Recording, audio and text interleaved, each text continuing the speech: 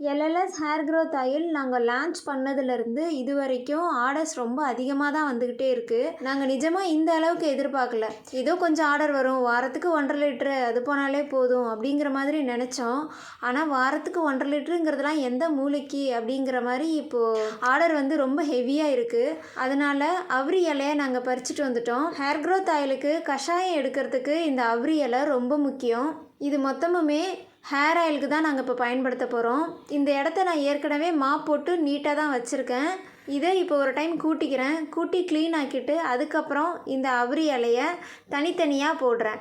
ஏன்னா இதில் சின்ன சின்ன பூச்சிகள்லாம் இருக்கும். இப்போ தனித்தனியாக போட்டு கொஞ்ச நேரம் இதை அப்படியே விட்டு வச்சிட்டோம் அப்படின்னா அந்த பூச்சிகள்லாம் இருந்துச்சுன்னா போயிடும். அதுக்கப்புறம் இது இலை தனியாக விதை தனியாக நம்ம பிரித்து ஆஞ்சி வச்சாகணும். இந்த அவ்ரி இலையை கொஞ்ச நேரம் அப்படியே இப்படி வராண்டாவில் காத்தாட விட்டுட்டோம் அப்படின்னா இந்த பூச்செல்லாம் இருந்துச்சுன்னா தானாக அப்படியே மேய்ஞ்சி எட்டக்க வந்துடும்.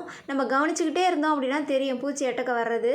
அதெல்லாம் அப்படியே கூட்டி தள்ளிட்டு இந்த செடியிலேருந்து அவ்ரி இலை தனியாக அந்த விதை தனியாக பிரித்து தனித்தனியாக எடுத்து வைக்கணும். அவ்ரி இலை நல்லா ஃப்ரெஷ்ஷாக இருக்கும் பொழுதே அந்த இலைகளை நம்ம தனியாக பிரித்து எடுத்தே ஆகணும். ஏன்னா கொஞ்சம் நேரம் விட்டுட்டோம்னா அப்படியே வாடி அதிலிருந்து ஈரப்பதம்லாம் போயிடும். ஹேர் க்ரோத் ஆயிலுக்கு கஷாயம் எடுக்கிறதுக்கு அவ்ரி இலை பசுமையாக தான் இருக்கணும். அதனால் இது பசுமை மாறுறதுக்குள்ளேயே இது இலை தனியாக விதைகள் தனியாக பிரிச்சிடலாம். இந்த விதைகளை நல்லா காய வச்சு திரும்ப தோட்டத்தை ஃபுல்லாக போட்டு விட்டுருவேன், தூவி விட்டுருவேன். அது தானாக முளைச்சிக்கும். ஹேர் க்ரோத் ஆயில் நாங்கள் நினச்சி பார்க்காத அளவுக்கு ஆர்டர் வந்திருக்கு.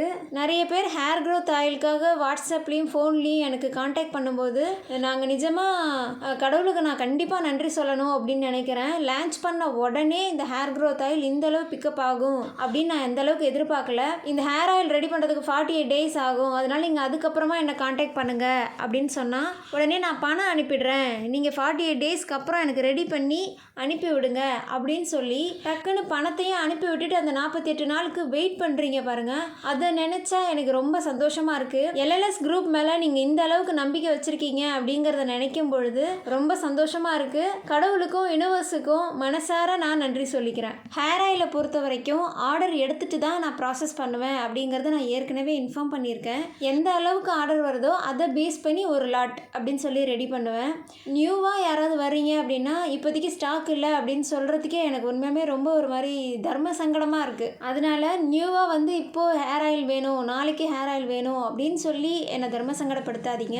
ஹேர் ஆயில் வேணும் அப்படின்னா எனக்கு முன்கூட்டியே சொல்லுங்கள். நெக்ஸ்ட் பேட்சில் உங்கள் பேரை நான் ஆட் பண்ணிவிட்டு ரெடி பண்ணி கொடுக்குறேன். ஃப்யூச்சரில் எப்போ கேட்டாலும் கிடைக்கும் அப்படிங்கிற அளவுக்கு நான் ரெடி பண்ணி வைக்கிறேன்.